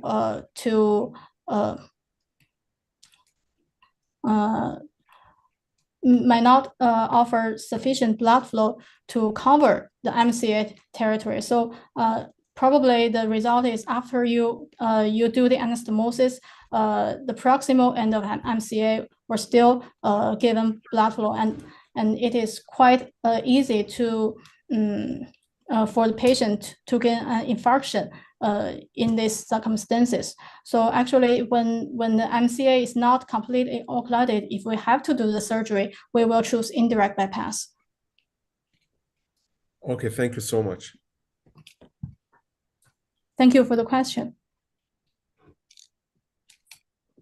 Okay, I wish Ben was here. He would have a lot to say, right, Wanli? Yeah, I know. Being, Dr. Shi had finished, I think, like 5,000 bypass surgery, and I guess he's the bypass surgery with the most cases number. Yeah, maybe next time we can invite him join this discussion. Okay. Yeah, it's possible. Okay, very good. So we'll end this broadcast, and thank you. I'm sorry, Doc, for ending the broadcast earlier, but thank you for your time and dedication, and you too, Wanli and Mohammed Helmi. We have Dr. Ramesh Nair, a neurosurgeon from India, speaking in 2 weeks. So we'll see you in 2 weeks. Thank you, everybody. Okay, thank you, John. I'm gonna end there. Let me stop. Yeah, I'm sorry, I lost track, and